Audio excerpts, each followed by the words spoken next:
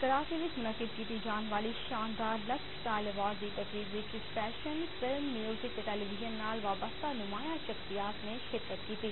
शोबिज़ की दुनिया में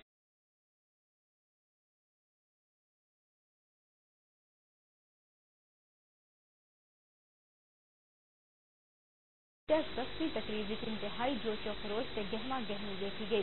दिलकश लिबास विच रेड कारपेट से चमकते सितारियां ने लक्स स्टाइल अवार्ड की शाम नूं होर भी हसीन बना दिता। 10वीं लक्स स्टाइल अवार्ड की तकरीब की मेजबानी बनाना नेटवर्क के मकबूल एंटरटेनर्स की टीम ने की, जिन्होंने अपने पुरमजा जुमलियां ते तकरीब जबकि लक्स से हसीन चेहरे मायरा रीमा से मीरा तकरीब की रौनक लगाई। एस4 की इब्तिदा विच रीमा की मशहूर फिल्म लक में गुम का नगमा पेश किया गया, जिहदे विच रंगा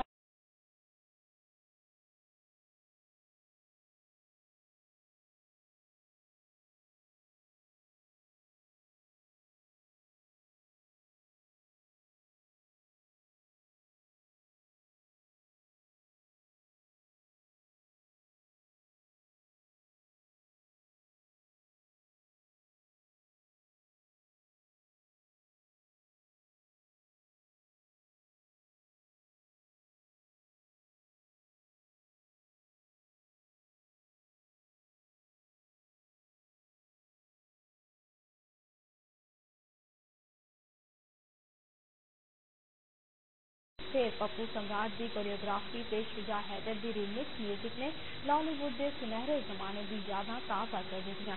अवार्ड लई कैटेगरीज का इंतखाब किया गया, जिहदे विच 2 लाइफ टाइम अचीवमेंट नाल 2 एडिशनल बेस्ट ड्रेस जिहड़े रेड कारपेट के ऑफिशियल स्पॉन्सर बुनिंजा वालों दिते गए। Lux style award which Nokia वालों तमाम विनर्स नूं फोन का तोहफा ते दूजे प्राइज दिते गए। दामास ने बेस्ट फीमेल मॉडल नूं हीरे की अंगूठी का तोहफा पेश किया।